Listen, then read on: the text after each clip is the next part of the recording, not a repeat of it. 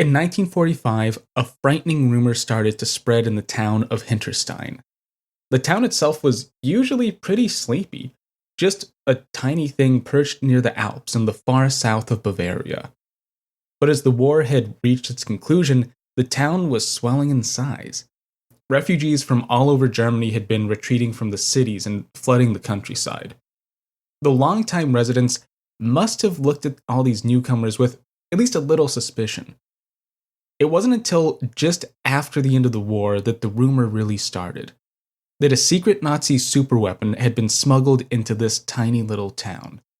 That weapon even had a name, the V4, a terrible vengeance weapon, perhaps even made in the same factories as the deadly V2 rocket. This wasn't just idle gossip, the rumor had some legs to it. Mere days before Germany surrendered, a beat-up Wehrmacht truck rolled into town. It was carrying something heavy in a trailer.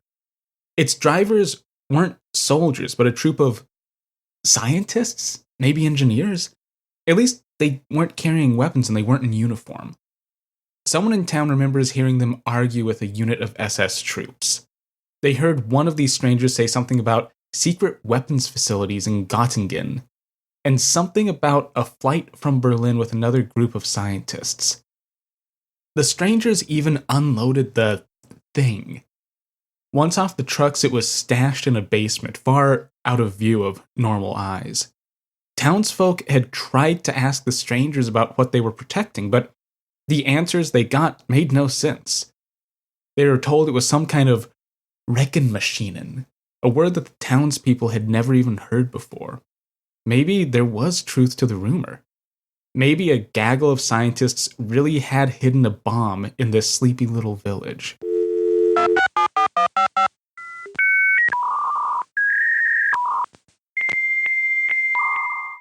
Welcome back to Advent of Computing. I'm your host, Sean Hass, and this is episode 146, the Z4. This episode is a continuation of the last one, which covered Konrad Zuse's early machines.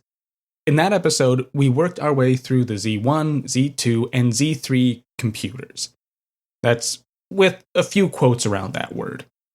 We ended up with the Z3, a machine that is almost a general-purpose computer, but isn't Turing complete.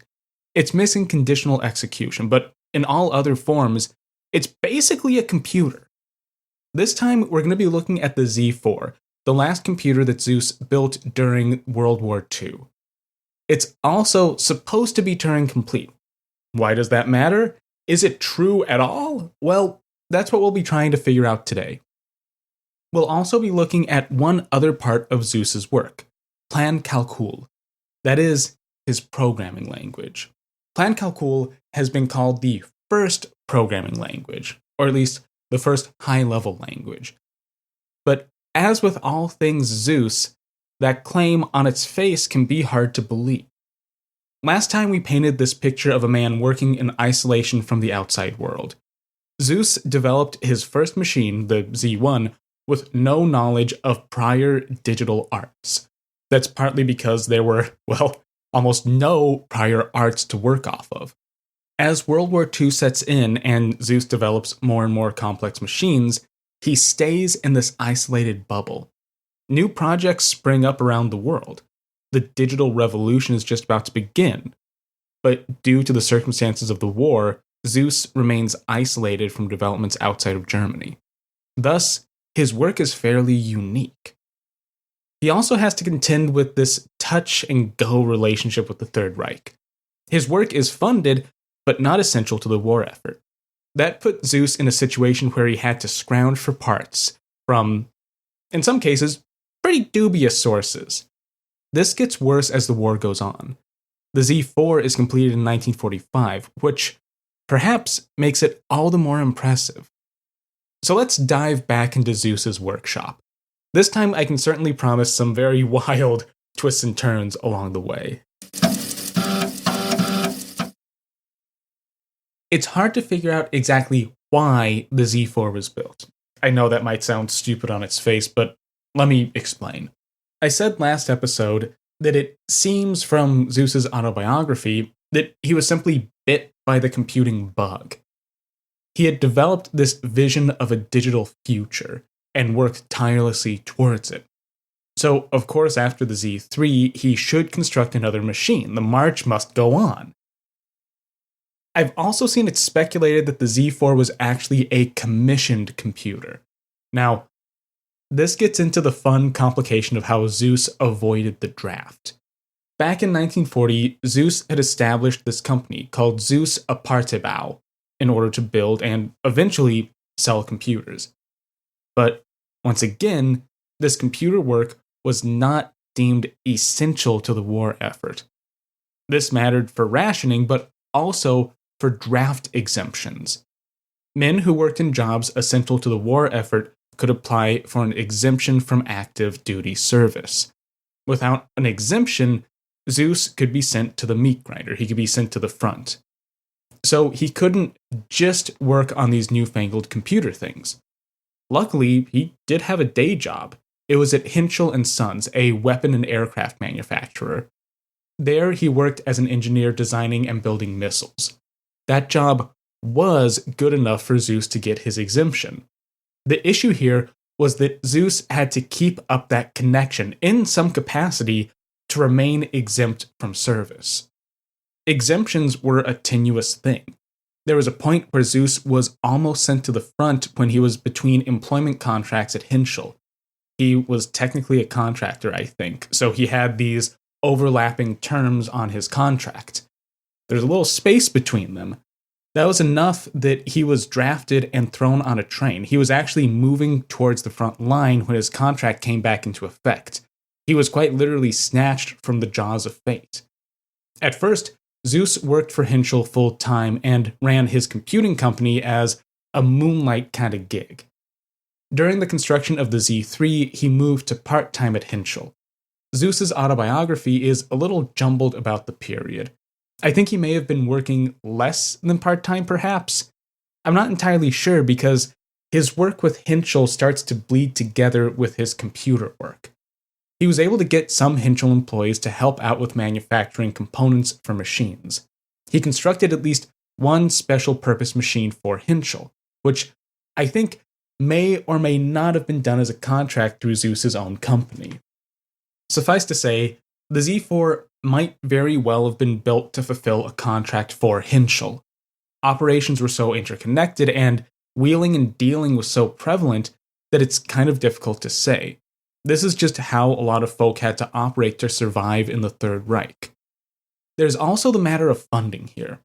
We discussed the funding structure of Zuse's work last episode, but we have an abbreviation, so I need to bring it up again.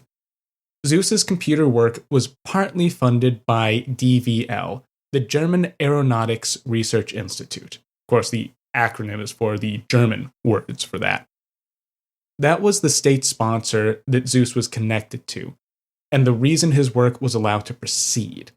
DVL was part of the German government, of the Nazi state. So at every turn, Zuse had to be entangled with the state to continue working and stay off the front line. So, for various intertangled and mixed up reasons, Zuse starts constructing the Z4 in 1942. Unlike Z2 and Z3, which were completed pretty quickly, Z4 wouldn't be finished until 1945. The big reason for the delay comes down to circumstances of the time. The Allied forces first bombed Berlin in 1940, but bombing raids in that period weren't very regular. It's not until 1943 that bombing ramps up. It's during that period, 43 onward, that work is substantially disrupted.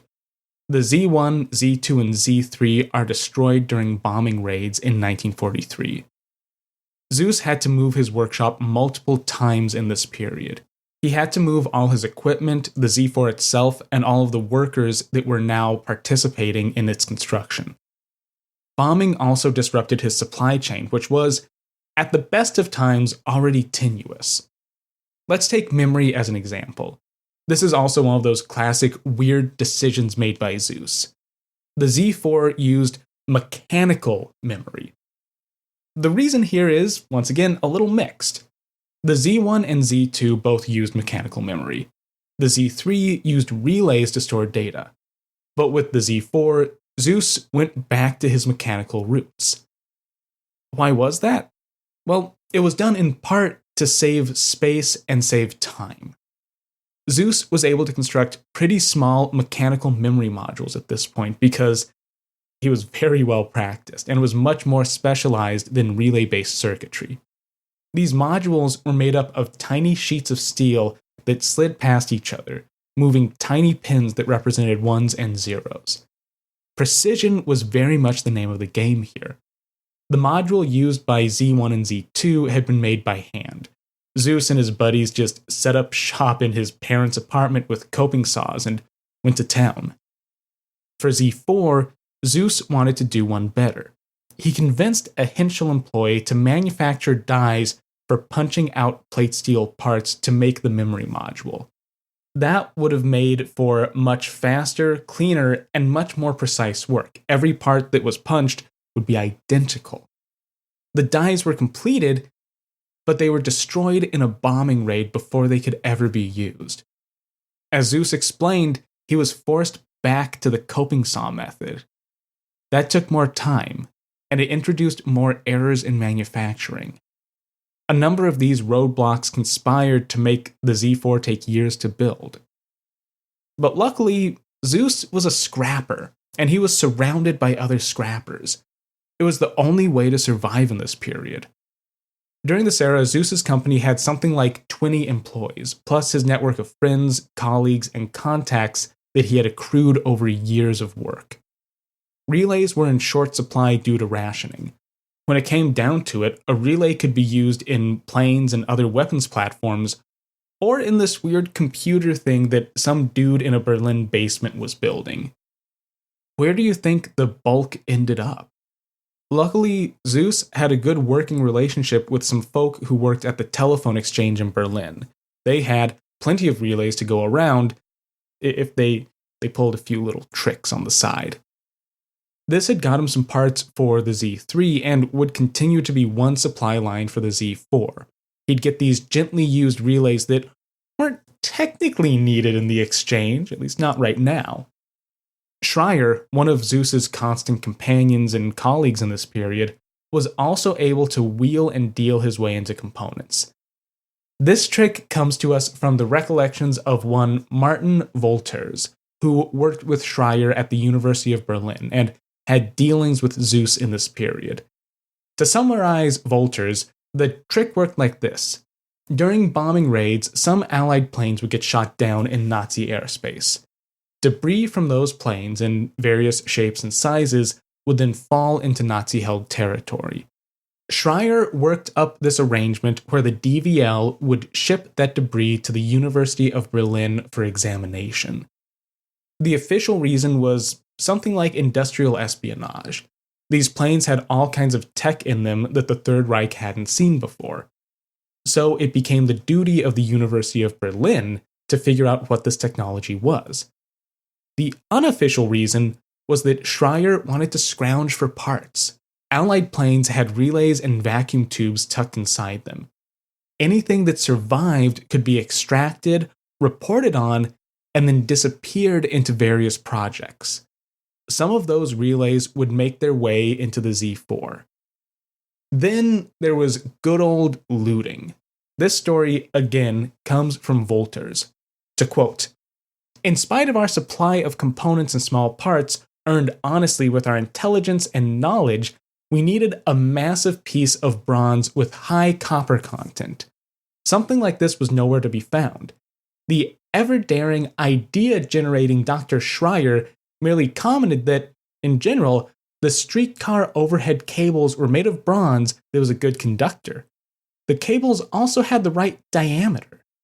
This was meant only as a comment, not as an invitation to plunder. However, this could not prevent Janne and myself, on watch as air raid wardens, from equipping ourselves with wire, measuring instruments, and a metal saw as soon as the all-clear sounded." End quote. It's important to point out that looting in this period was a capital offense. Wolters could have been executed for this, but he managed to pull off the operation. Some of that conductor, at least is implied by vultures to have been used in the Z4. So, behold this full picture. Zuse and his team are working in bombed out basements and abandoned warehouses. They're putting together a computer with components from crashed Allied planes, gently loved telephone relays, and looted wires. Zuse tells of missing bomb raid sirens and still being working at the Z4 as bombs were falling and shattering windows around him. And out of this still emerged a working machine. That, on its own, is a testament to Zuse and his crew. What exactly was built in those Berlin basements and those bombed out warehouses? We already discussed the memory module briefly. It was fully mechanical. It could store 64 words of data, each 32 bits wide.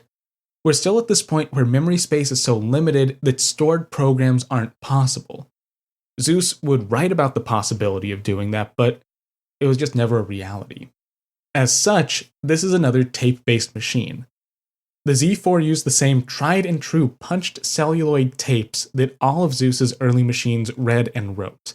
There was a reader for programs, one for input data, and a punch for output data. As far as instructions go, the Z4 had a truly staggering instruction set. You may recall from last episode that the Z3 had a mere handful of instructions.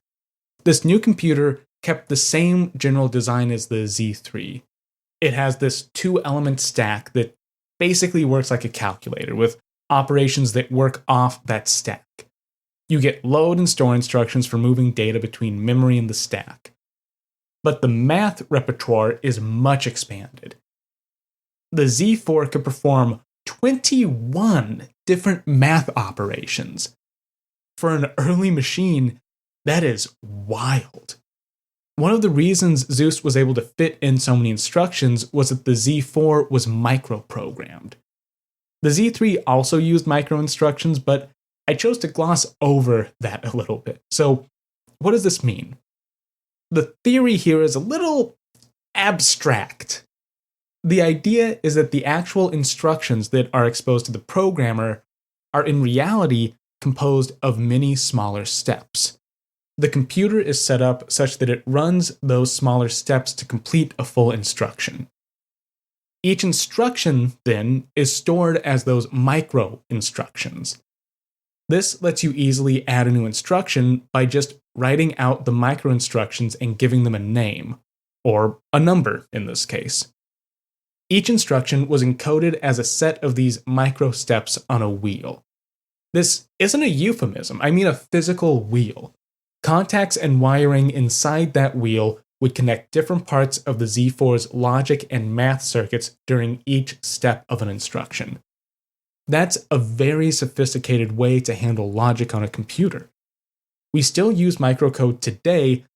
Ours is just stored as actual code instead of a physical spinning disk. That's the good part. Here's the bad, or maybe the weird. The Z4 still did not support conditional execution, at least not in a reasonable way.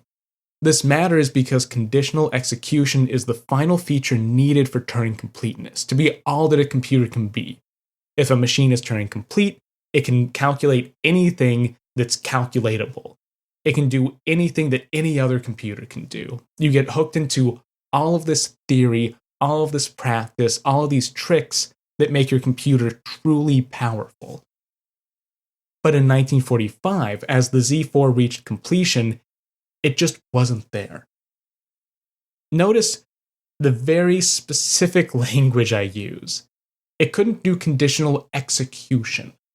That's because the Z4 did have a concept of conditionals. There were operations to test the value of R1, the first register of the stack. You could test if the value of R1 was negative, positive, or infinite. The result will be stored in R1, but with kind of strange encoding. The Z4 used a -1 to represent false and a +1 to represent true.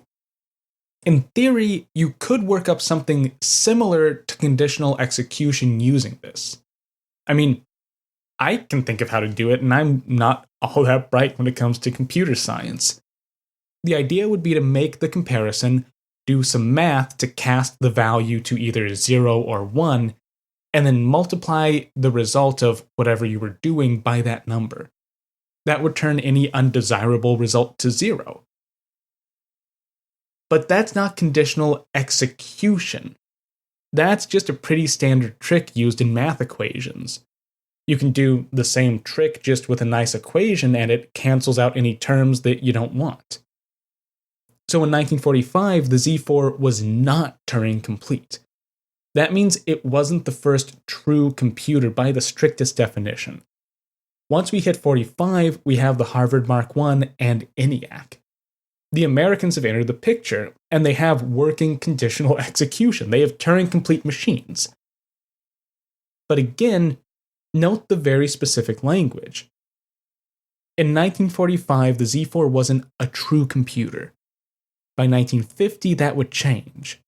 But how we get to that point is another wild stage in the saga of Konrad Zuse. Berlin fell to Allied forces in May of 1945. Fighting would continue in the Pacific Front for a number of months, but this would mark the end of the war in Europe. A twist of fate and a man named Funk helped save the Z4. This is, honestly, one of the most bizarre stories I've ran into while reading Zuse's truly bizarre autobiography. Here, I'm heavily paraphrasing from that text to keep some kind of brevity. The story starts in 1944, as Zuse is hiring on more workers to finish the Z4.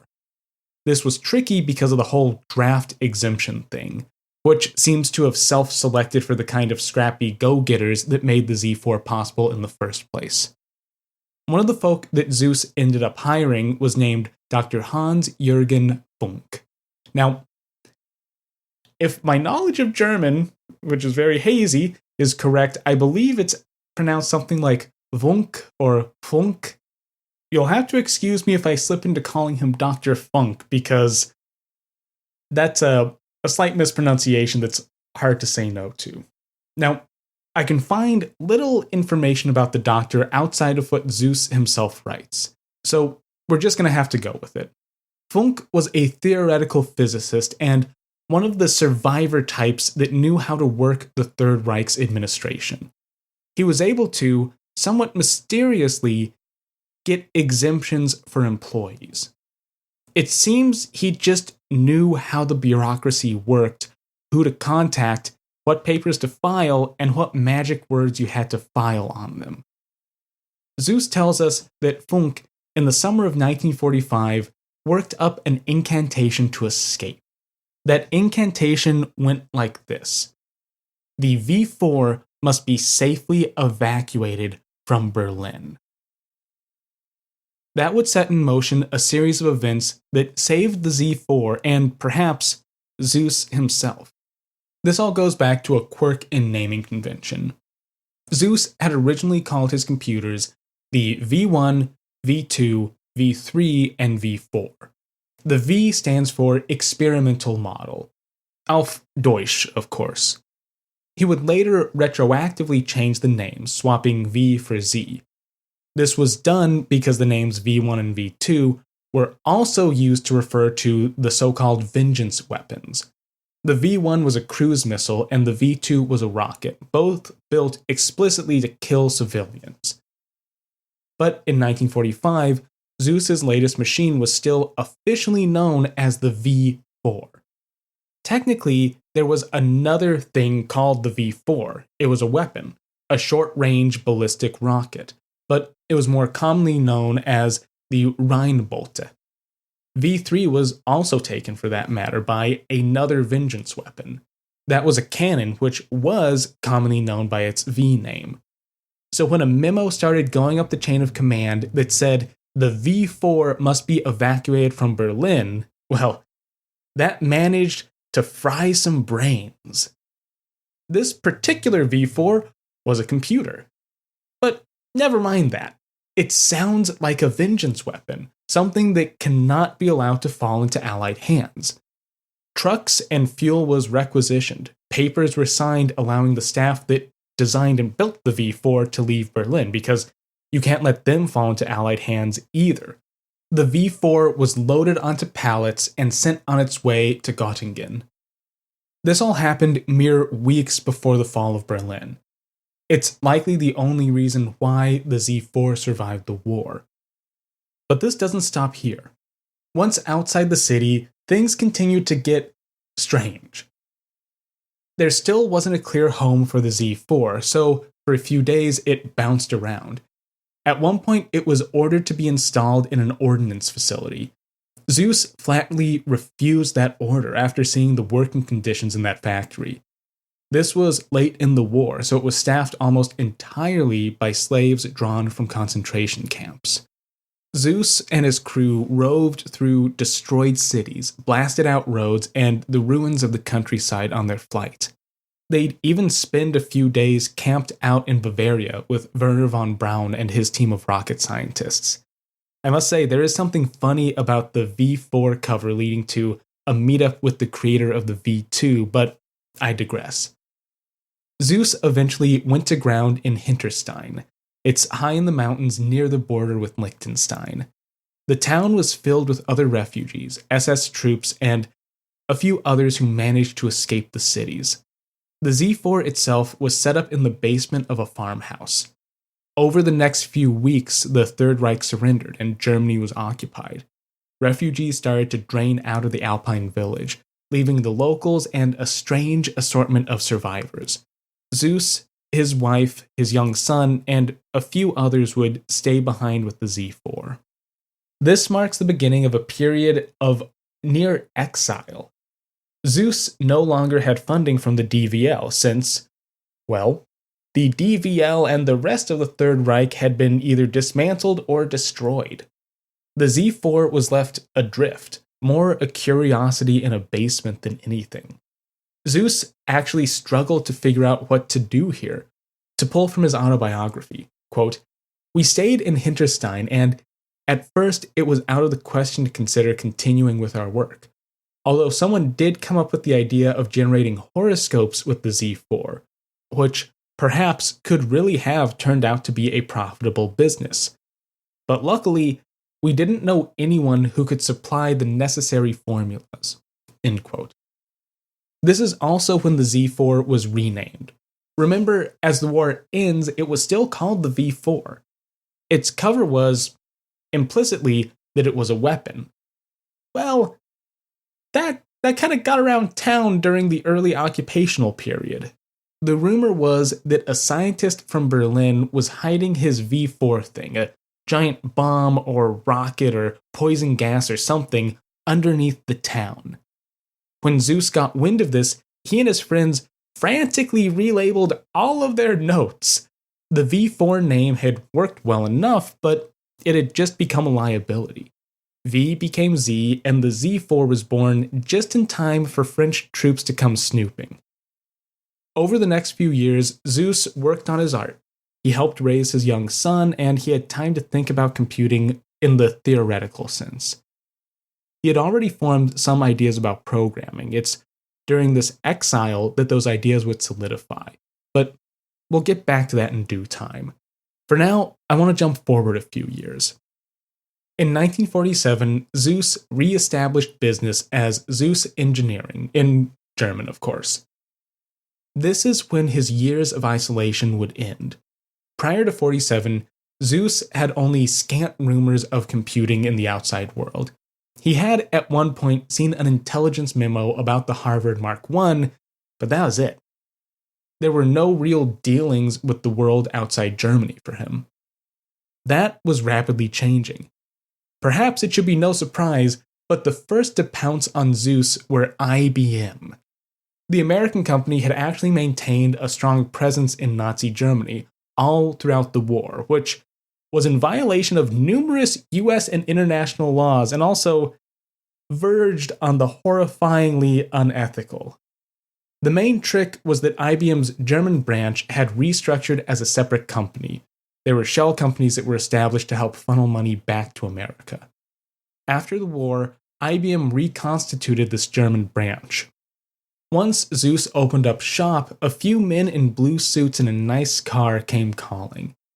This is where a strange quirk played to Zeus's advantage.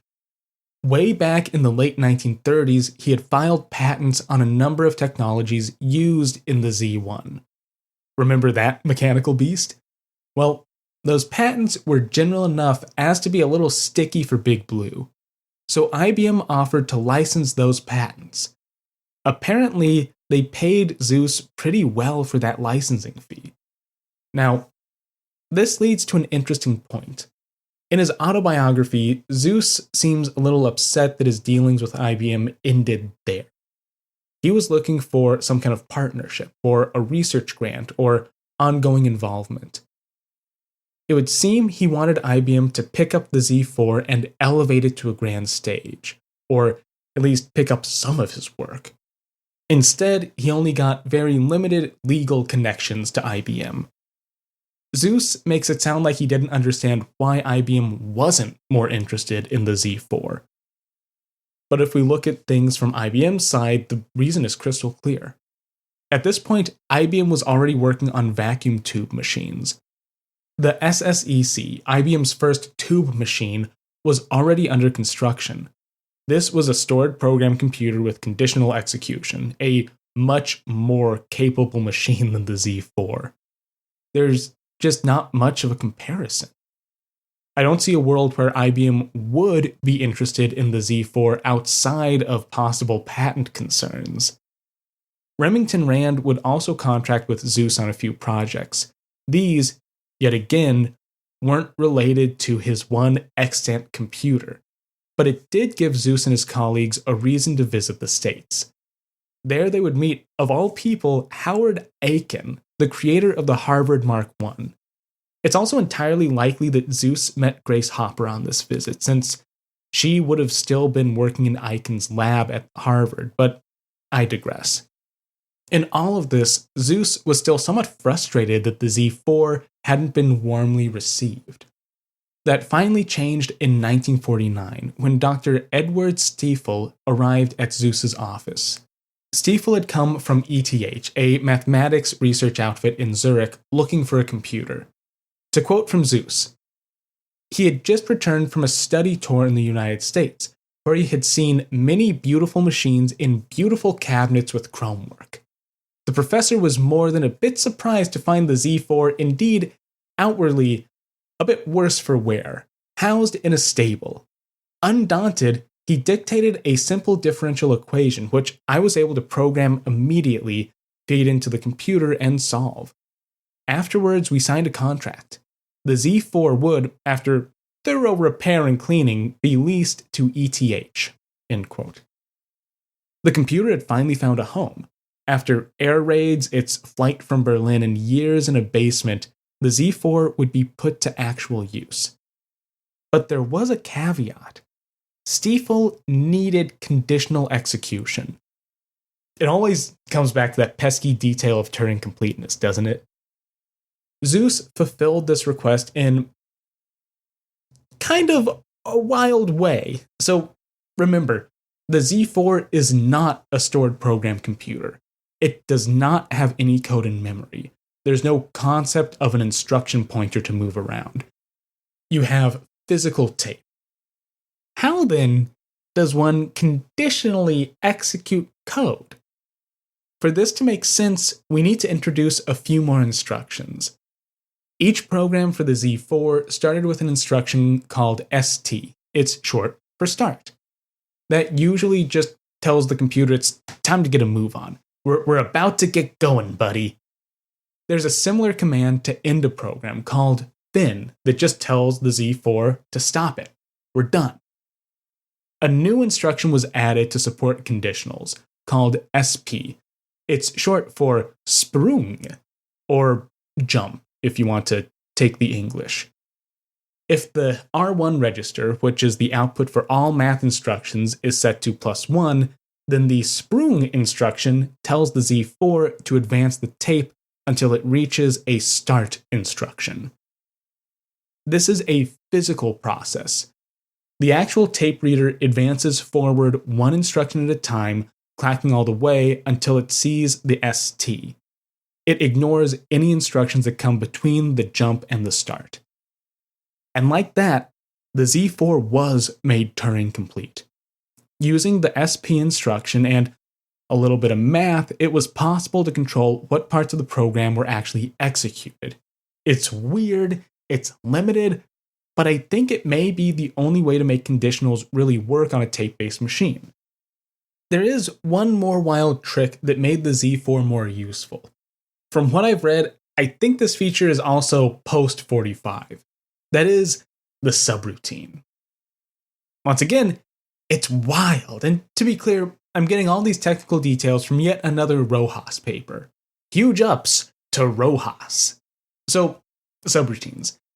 As the Z4 was growing, it sprouted another tape reader specifically for subroutine instructions.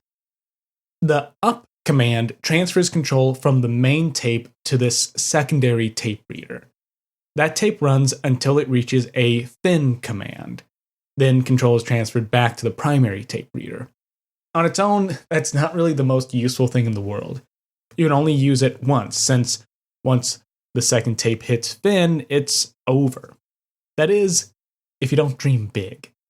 Think way back to last episode when we talked about how the Z3 could technically be made Turing complete.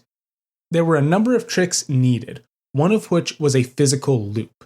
Since Zuse's machines used celluloid tape for program tape, well, you could actually just splice it together into a closed loop. It was possible to use a looped tape on the secondary reader with a smartly placed fin command. That way, anytime you ran a subroutine, it would run through the same loop of code. It's a repeatable subroutine, if a bit of a crude method. The Z4 was shipped out to Zurich in 1950. There, it would operate for 5 years. It's supposed to have been pretty reliable. Apparently, the mechanical memory would occasionally jam, but that was the only real issue. As with all things Zuse, we eventually arrive at something that sounds very normal. It's just that the details are strange. Zuse designs and builds a computer. It gets leased to a research institute, and it's used there for applied mathematics. That's such a normal story until you look under the covers. Zuse would continue on in the field for decades. We've only really looked at the very start of his career. But I want to step back to something that happened during his exile period near the Alps. I said he developed a programming language. Some, including Zuse himself, call it the first high-level language. What's the deal with that? I need to start here by explaining my thought process a little bit.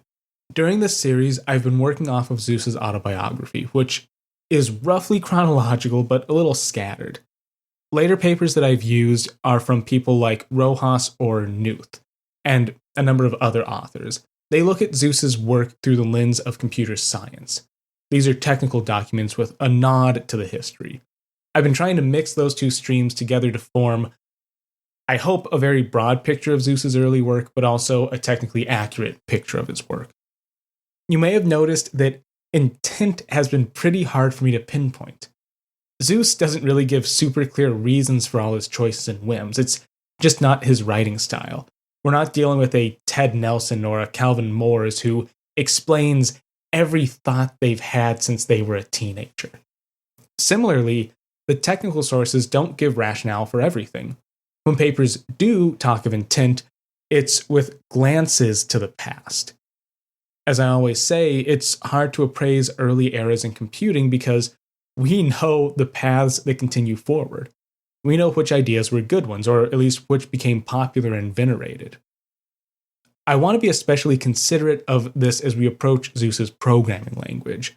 So, before we even start that discussion, I'm going to take a beat to try to explain something I've realized about Zuse.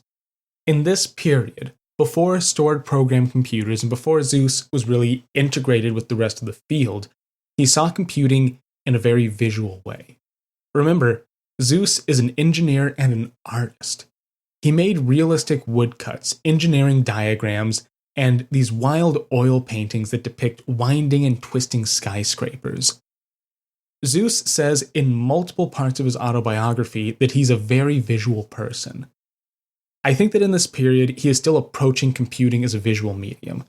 That sounds super weird to us, I think, because we know where computing goes. We know that computing becomes a purely textual exercise for decades. That graphics only enter into the picture, much later. But in the era of the Z4, I believe Zuse is still looking at computing visually. Take, for instance, the fact that he's still using mechanical memory. He's working from a totally different frame of mind. There's also the simple fact that programming languages didn't exist yet. At best, we have things like machine code, but nothing set in stone. There are no conventions. Take ENIAC as the example here. That machine was programmed with patch cables. You had to physically connect different parts of the computer with these long wires. Programs were recorded visually, as schematics drawn on graph paper. This existed side by side with the Harvard Mark I, which, like Zuse's machine, accepted instructions encoded as binary data on tape. The field is smaller, that's true, but perhaps more diverse in approach. Zuse's programming language is called plan calcul, which roughly calculates as plan calculus. I'm going to mainly call it PK, since that abbreviation is used in the literature and prevents me from butchering a German word more than once. PK is a strange language in every possible way. It's usually explained as just being a quirk of the times, but I think there's a better explanation. PK is so strange because it's a visual programming language. At least, it's much more visual than latter languages. I'm going to ease us into PK since we do need to talk technical details to really get to the interesting parts. Let's start with data representation. There's only one primitive data type in the language, the binary digit. Call it a dyad, a secundal, or a bit. All other data structures are formed by groupings of bits either as arrays or records, which are groups of arrays. Those shake out to be almost the same structure, though, just with different ways of accessing data. To create practical data types, you have to build up these big multidimensional arrays of bits. Let's say you wanted a list of normal numbers. You'd first define a list element as a group of, say, 8 bits. That gives you a little space to work with. Then you define a list of those elements. You can access either the whole list, a single element, or even a single bit of a single element. That's relatively normal, at least for the most part. It's how you structure access that's the weird thing. Everything is an array, so everything has a numeric index.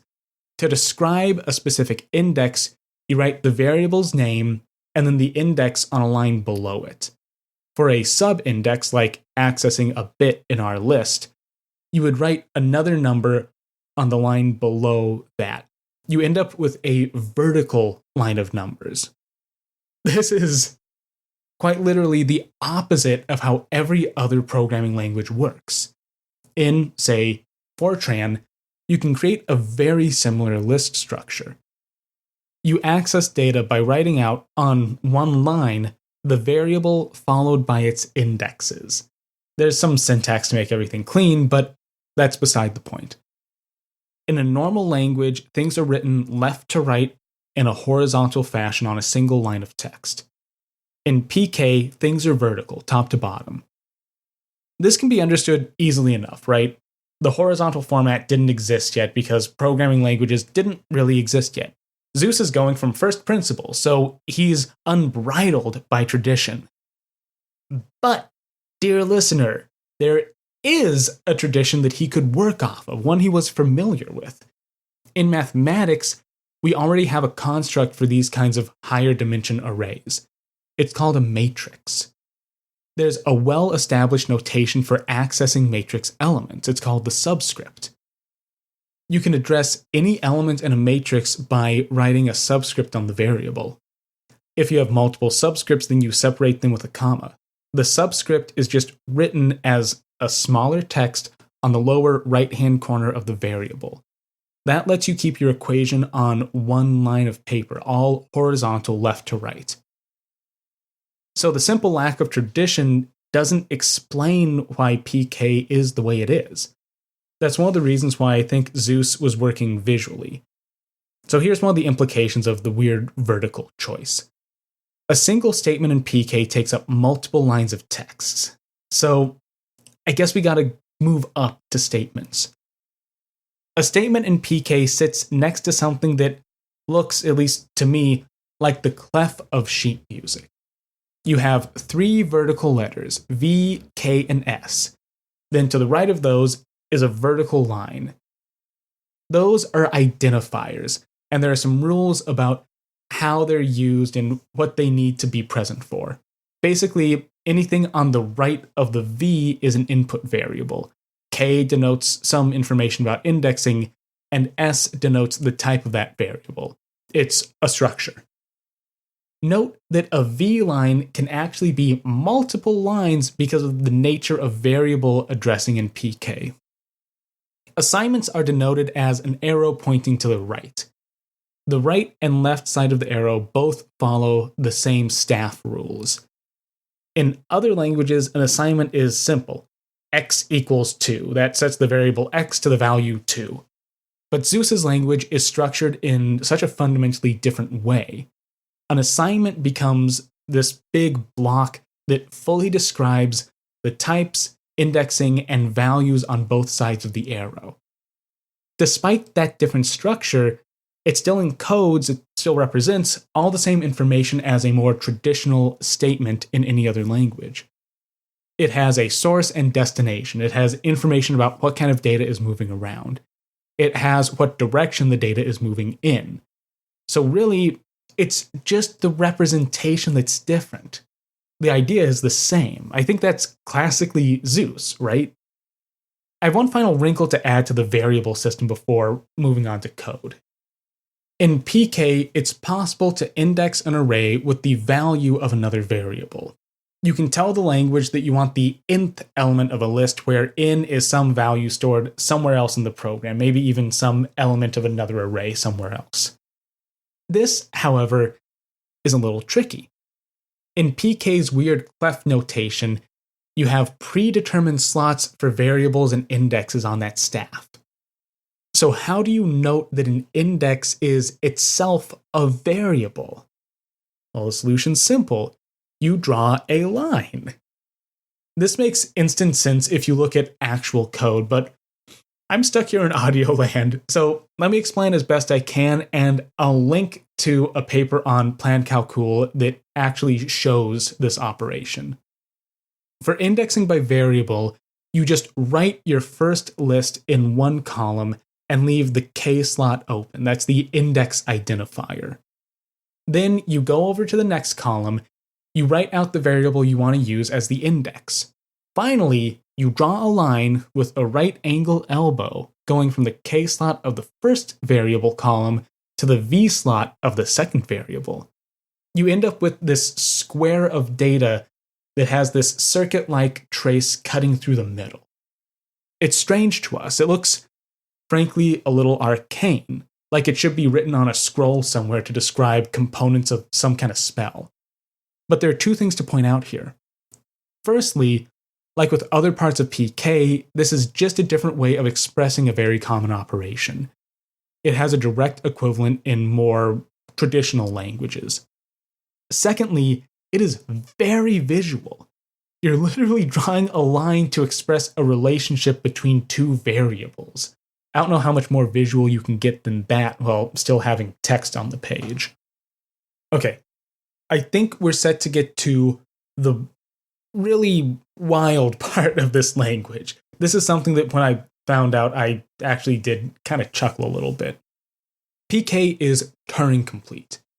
Now, I know, I've made a big deal out of how Zuse was a little behind the ball on the whole Turing completeness thing. But the fact is that Zuse was thinking about conditional execution. He just wasn't implementing it in hardware until 1950. PK has conditional execution. That, with all of its more fundamental features, make it a Turing-complete language. As always, this comes with some strangeness. The condition isn't an if statement or some other familiar form. It takes the shape of an assignment arrow with a dot over it. That's visual, and that's frustrating. So, get this. A condition in PK is written as a Boolean expression, a dot arrow, and then the statement to execute. If that Boolean expression, that condition is true, a value of 1, since everything has to be a bit value, then the statement the arrow points to is executed. Otherwise, nothing happens. In function, that is identical to an if statement. If Boolean expression, then do the statement. It just happens to look like an assignment with a little dot above it. And let me assure you, some of the code I've seen has very small dots.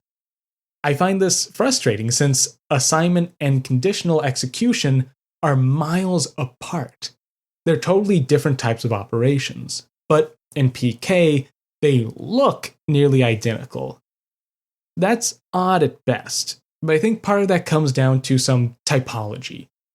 Initially, Zuse had worked up a totally new symbol to use for assignment. Once again, classic Konrad. It looks like a pipe that's spread on the left-hand side. He later switched to the arrow for assignment.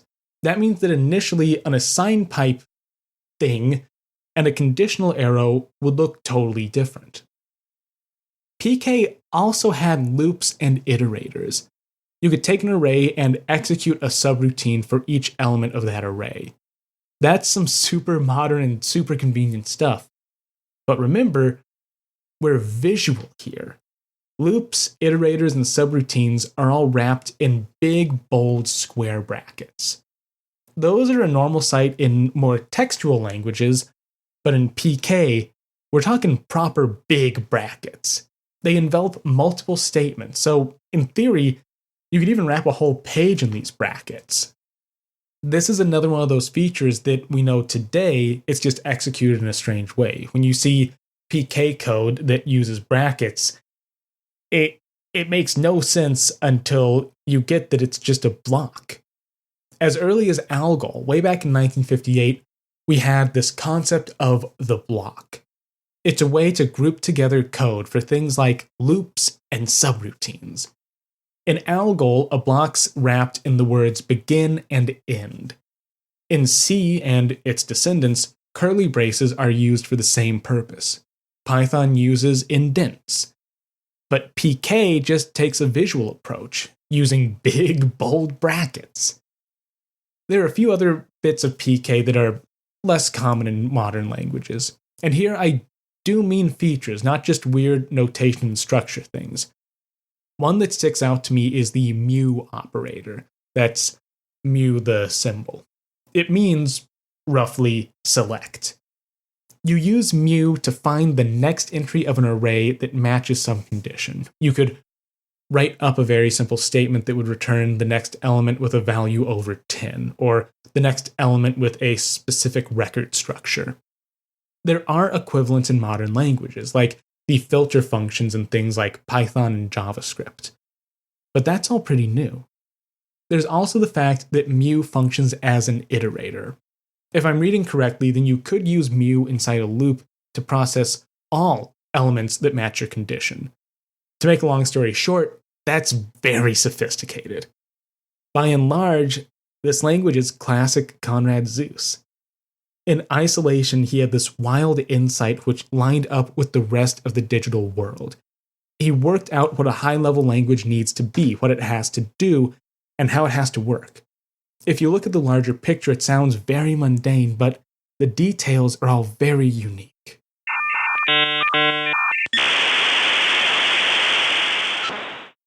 Alright, that does it for this episode and for our series on Konrad Zuse's early machines. I can understand why so many listeners have requested this one. Zuse is a fascinating character who created some truly fascinating computers. But at the end here, we should look back at our initial questions. Did Zuse invent the electronic digital computer? I hope I've made it clear how difficult that question is to answer. If we use Turing completeness as the ruler, then no, not even close. Zuse only gets a Turing complete machine working in 1950, maybe 1949 if we're generous. But Turing completeness isn't all it's cracked up to be in the early era of computing. If we're talking about computer-like machines, machines that are structured like computers, follow instructions and perform mathematics in binary using logic gates, then Zuse's case gets a lot better. The Z2 sparks to life in 1940, which puts him way ahead of the game. I think that may count as the first electronic digital computer under these more loose criteria. If we drop the electronic part and just count digital, then the picture gets even rosier. The Z1, the little wonder from 1938, is mechanical, but it is digital and is structured like a computer. It even has tiny mechanical logic gates that operate on binary data. I don't think we can just say Zuse invented the computer. One, that's not entirely accurate, and two, it misses a lot of the subtlety of the situation. Zuse independently invents many of the foundations of computing, like switching algebra, high-level programming, and even parallels to the Turing completeness theorem. This happens, in large part, in isolation from the outside world. If we look at this from a larger angle, then Zuse gives us perhaps the best argument for trends and forces. He even says so himself. I want to close today with a quote that I used last episode that I think is especially applicable right now. Plus, I think it's only fair to give the man himself the last word. To quote, "One can then ask oneself why the modern history of the computer begins in the third decade of our century. Was the time ripe for a new start only then? The technical difficulties that were Babbage's downfall were already overcome by 1910. Was there perhaps a certain inhibition about making a critical study of the intellectual abilities of man and taking systemic steps in the direction of amplifying intelligence? One would almost have to assume so. Clearly, in addition to the technical prerequisites, the active interest of the researchers and inventors was necessary for a fresh start. And as so often is the case in history of inventions, very similar ideas now developed independently in different places." Thanks for listening to Advent of Computing. I'll be back in 2 weeks' time with another piece of computing history, and I'm probably going to go with something a little lighter this time. After the Zuse episodes, I'm ready for something that's just pure old fun. Anyway, if you want to support the show, you can do so by signing up for a patron on Patreon or buying Advent of Computing merch from my merch store. Patrons get early access to episodes, polls for the direction of the show, and bonus episodes. You can find links to everything on my website, adventofcomputing.com. And until next time, have a great rest of your day.